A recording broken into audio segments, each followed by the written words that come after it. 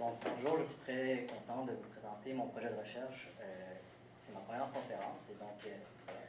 Le titre de mon projet de recherche, c'est la salubrité des légumes, lien entre les contaminants retrouvés dans les légumes et sa perception par les consommateurs urbains à Da Nang, Royan, au Vietnam. Et justement, au Vietnam, la modernisation agraire, l'urbanisation et la gouvernance inadéquate du contrôle alimentaire exacerbent les risques sanitaires liés aux légumes, notamment par les contaminants microbiens et métalliques. Bien que documenté depuis 2 décennies, le lien entre la perception des consommateurs et la contamination réelle reste peu exploré. C'est pourquoi notre projet de recherche vise à combler cette lacune en étudiant ce lien à Da Nang et Hoi An au Vietnam, 2 villes au centre du Vietnam ayant des systèmes de vente contrastés comme on peut le voir dans ces 2 belles cartes. Nous nous sommes donc demandé cette question de recherche: à quel degré la perception des consommateurs concernant la salubrité des légumes reflète un niveau de contamination réel? Eh bien, pour répondre à cette question de recherche, nous avons mobilisé une méthodologie multiméthode à 3 étapes. Commençons donc par la première, qui a été la collecte de 397 échantillons de légumes, dont la coriandre, la laitue, la moutarde brune et l'herbe du tigre. Nous avons fait la collecte des échantillons à travers différents points de vente, suivant un gradient de modernisation, donc passant des supermarchés, magasins certifiés, aux marchés traditionnels et aux marchés de rue. Par la suite, des tests de laboratoire ont été faits sur ces échantillons de légumes. Nous avons analysé un total de 5 contaminants, dont 2 micro-organismes, le colis et la salmonella, et 3 métaux lourds, le zinc, le plomb et le cadmium. Pour finir, nous avons distribué un total de 208 questionnaires aux consommateurs des mêmes points de vente qu'à l'étape A, en utilisant un échantillonnage par quota. Les questionnaires portaient notamment sur le niveau de confiance, d'anxiété et de prise de risque. Suite à l'analyse de toutes ces données, voici donc les résultats préliminaires que nous avons obtenus.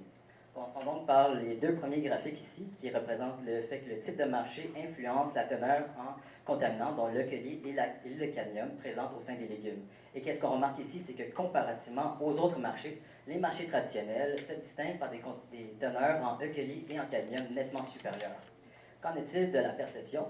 Eh bien, regardons le graphique sur les scores totaux de perception négative par marché, c'est-à-dire que plus le score global de perception négative est élevé, plus la méfiance, l'anxiété et la prise de risque perçue s'accroissent. Et qu'est-ce qu'on remarque ici, c'est que ce sont les marchés traditionnels encore et les marchés de rue qui affichent les niveaux les plus élevés, d'où la corroboration observée entre les teneurs élevées en E. coli et en cadmium dans les légumes des marchés traditionnels et la méfiance des consommateurs envers ces marchés traditionnels.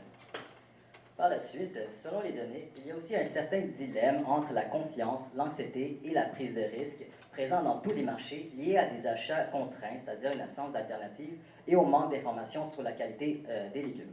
Il y a aussi une tendance générale observée où les districts ruraux expriment des niveaux systématiquement plus élevés d'anxiété, de prise de risque et de confiance que les districts urbains. Il y a aussi une influence de la profession où les cols bleus, que ce soit dans les marchés de rue ou les marchés traditionnels, leur niveau de prise de confiance, de prise de risque et d'anxiété est très faible et voire minimal dans les supermarchés. Par la suite, allons voir les 2 derniers graphiques. Commençons donc par celui de gauche qui montre que la provenance des légumes influence les niveaux de contaminants. On parle encore de l'E. coli et du cadmium, avec une contamination plus élevée ailleurs, suivie de Hoi An puis de Da Nang. Pour ce qui est du graphique de droite, la taille de la ville va aussi influencer la teneur en cadmium, mais en cadmium seulement, comme en témoignent les cas de Da Nang, une ville de taille moyenne, et Hoi An, une petite ville. Qu'en est-il de la perception sur la teneur en contaminants? Eh bien, dans les marchés traditionnels, les personnes âgées entre 45 et 64 ans perçoivent une teneur plus faible que les jeunes entre 18 et 24 ans.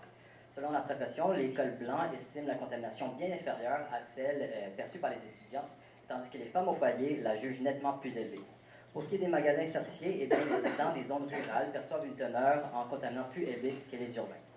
Merci. Et donc, en conclusion, le lien entre la présence des contaminants retrouvés dans les légumes et l'anxiété alimentaire est en quelque sorte confirmé, particulièrement dans les marchés traditionnels. Les facteurs clés de perception sont l'âge, la profession et le lieu de résidence. Ainsi, pour finir, les politiques publiques devraient alors cibler l'insalubrité alimentaire, mais sans marginaliser les vendeurs des marchés traditionnels. Voilà. Merci beaucoup.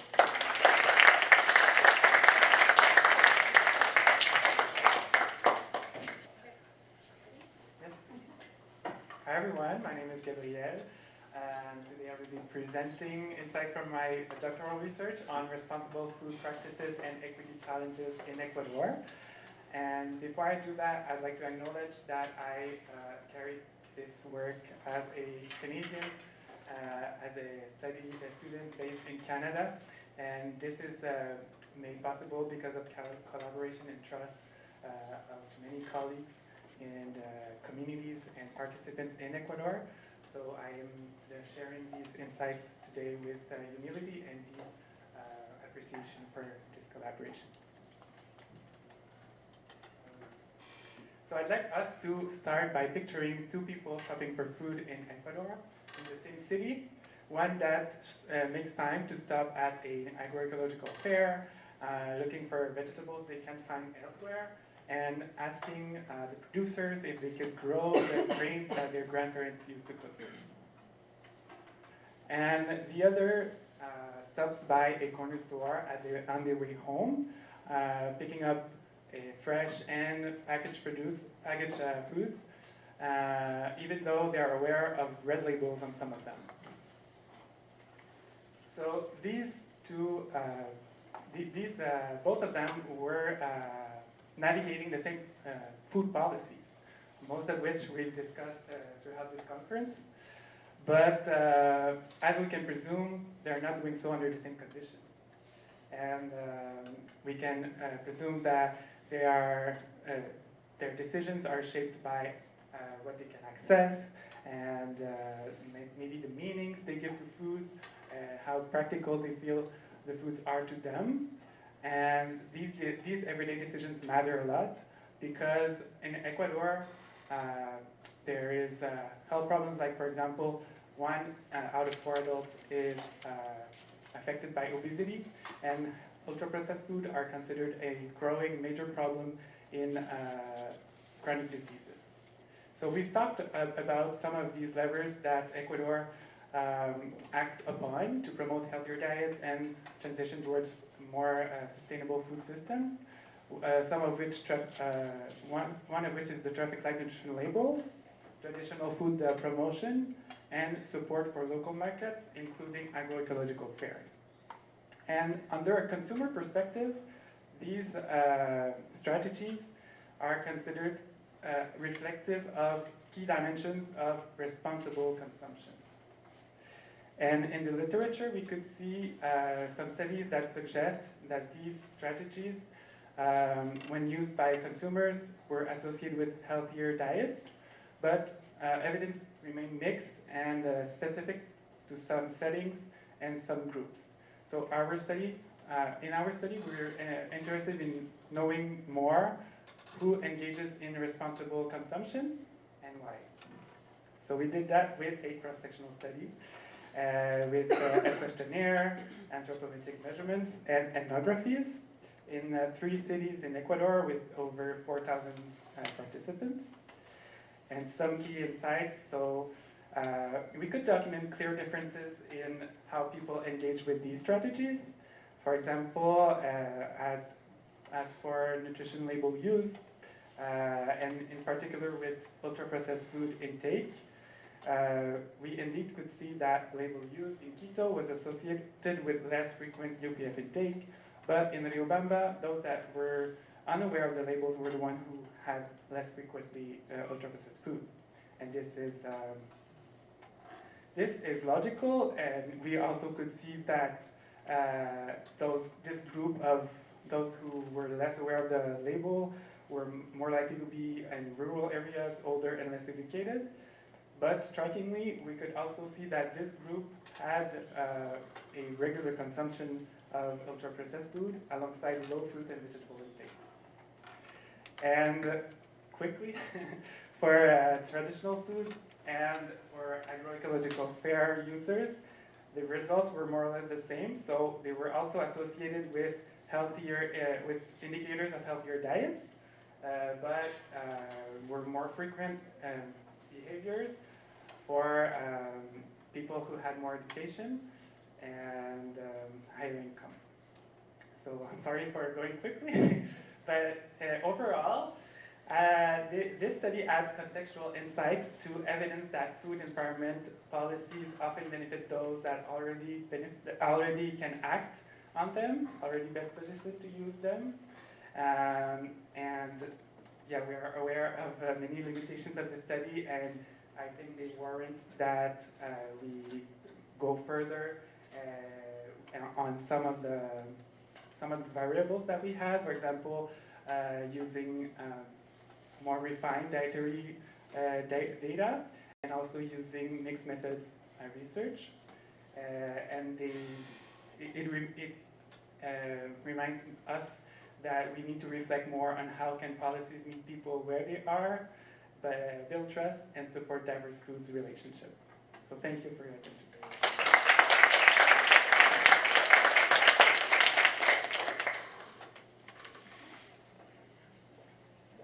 Good day, everybody. Thank you for this opportunity.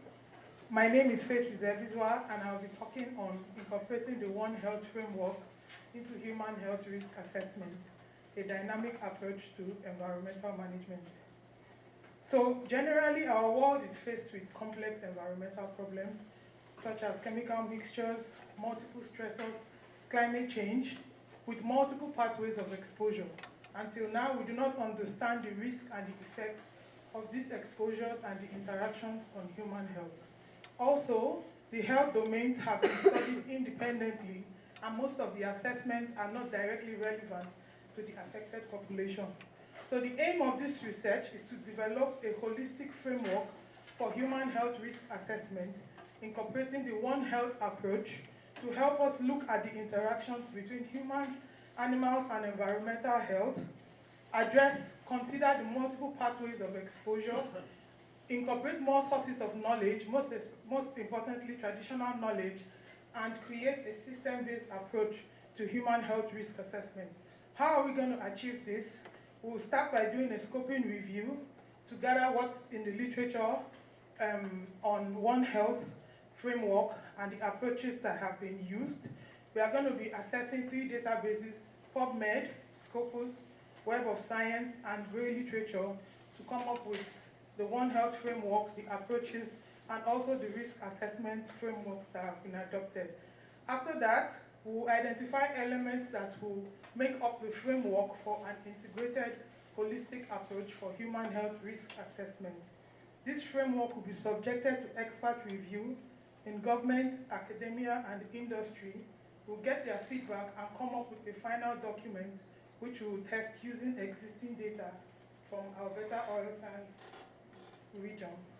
So far, in our literature review, we've been able to identify the One Health framework. The concept of the framework is to show the interdependence and the interconnections, the connectedness between the different health domains, emphasize collaboration for us to understand the interactions, and examine health from the integration of human, animal, and environmental health.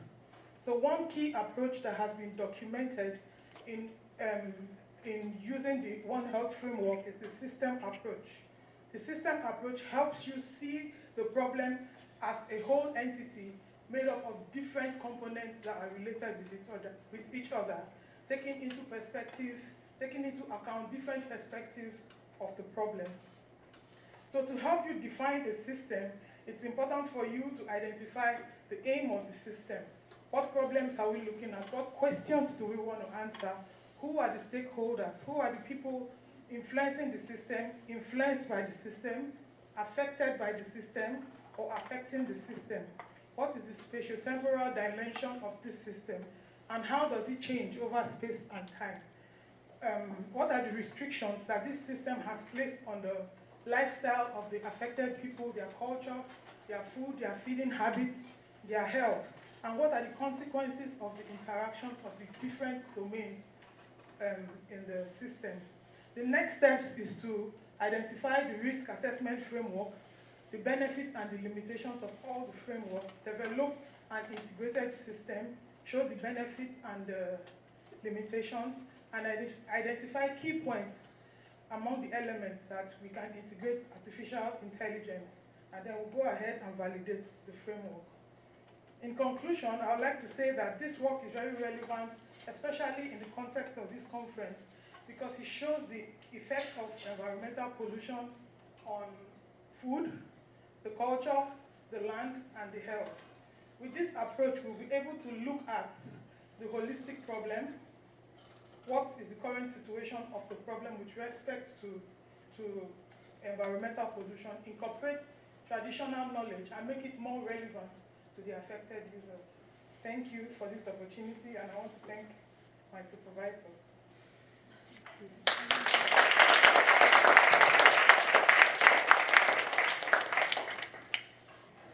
So good afternoon. I am Cuellar. I will be presenting on a research paper we are working on during my postdoctoral fellow with Dr. Vivian Valencia in Bishop's University. I'm sorry, I think this is the wrong presentation. I just realized that this is not the presentation. I'm so sorry for that. We can talk about that one. We can talk about that. Okay, I'm really sorry for that. I have to say this is like the 5th time I have presented this, like in the last two months. I mean, presentations are a bit having difficulties to send the right presentation. But yeah, I'm working with Vivian Valencia. It's really nice to be here. I'm finally being able to share with everyone the preliminary results of this paper we are working on called Trusting the Land, Alternative Land Arrangements for Agroecological Stewardship. So I have to say that I'm a Mexican daughter of a second generation farmer coming here to study Quebec's food system. So I just wanted to recognize that I am also doing from a very humble position, and I'm very happy to learn about the things that are happening here.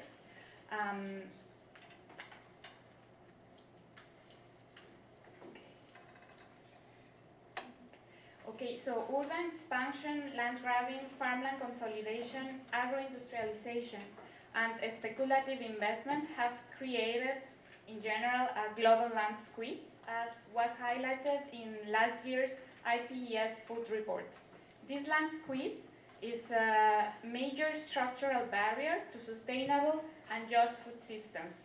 Food systems that include everyone, both people and nature, and this has led also to increased rural poverty, food insecurity, and growing land inequality, which disproportionately impacts small-scale and especially agroecological farmers. Therefore, in the project I am participating with Vivian, we asked ourselves how can we address land inequality and land squeeze, but also foster agroecology here in Quebec. So after an horizon scanning to understand Quebec food system, which is the province of Canada in which more organic operations happen, and doing a series of interviews with farmers, experts, agriculture consultants in the region, and 2 workshops with these small-scale farmers and experts, we found that in Quebec we already have 2 very innovating and promising strategies. One is called l'ARTEA. This is a pairing mechanism service between aspiring farmers and land-owning established farmers without successors. And the other one is Social Agricultural Land Trust, or Fiducie d'Utilité Sociale Agricole, or FUSAS, as Isabel already mentioned in the last panel. And therefore we focused more in FUSAS because they protect in perpetuity the farmland. As Isabel already mentioned, they do so because they are legal tools that secure farmland taken out from the speculative market and putting into these very special legal mechanisms. And once the land is transferred to a FUSA, it solely belongs to its designation. It belongs to no one else.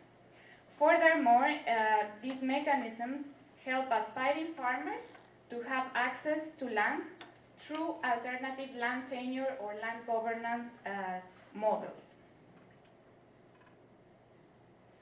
So these alternative tenure models, such as easements, amphitheosis, and superficial property, are especially promising when combined with this social agricultural land trust.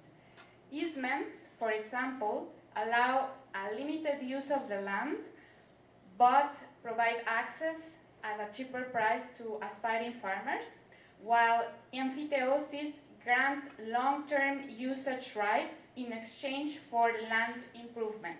And this is also taken into account when the economical arrangements are made between the aspiring farmers and the people that manages the FUSAs.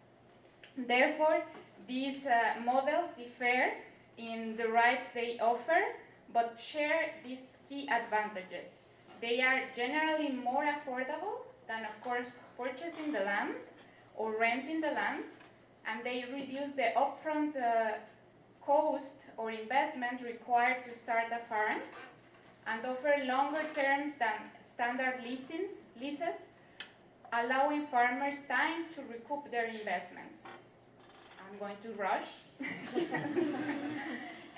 In Quebec, the first social agricultural land trust was the firm Cadet Roussel, established in 2010.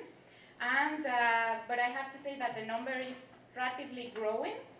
And something very important to retain from FUSAs is at its heart, it's the designation. And this is vital because it's what establishes their purpose and often aligns, or most of the time aligns, with agroecological values. For example, a designation might state that the land must be used for organic farming and serve both current and future generations of farmers, reflecting both social and ecological goals that are consistent with agroecology. Because easements and emphyteosis rely on mutual trust as well and encourage seeing land more as a partner than a commodity or a resource, this type of alternative arrangements of land tenure can provide an opportunity to rethink our relationships with land and challenge the dominant paradigms we have nowadays. So what are going to be our next steps, and what are the challenges associated to these mechanisms? We are going to build evidence to strengthen FUSAs by assessing to what extent these mechanisms advance agroecology, helping to build a case to push forward for this mechanism. And so far, the main challenges we have identified are securing funding to acquire the land and put it into FUSAs or land trust, and also the lack of a supportive regulatory environment to scale them and even ensure their viability. So to address these issues, my colleague Laura Howard will explore blended financing opportunities for FUSAs, while I will be applying policy coherence for sustainable development to identify policy gaps and interactions, both conflictive incoherences and supportive coherences, to document how can we improve in this regard the system. And nevertheless, we can all do this, and since agriculture operates within a commodity-based system, our broader goal is really to support this transition that we really need, and I think we all agree, towards food systems that recognize food as a human right and a social good, and paving the way for new paradigms, not only economic but also development paradigms. So that's all, and I want to thank everyone for your time. Also special thanks to the farmers and our community partners and our fellow colleagues at the university.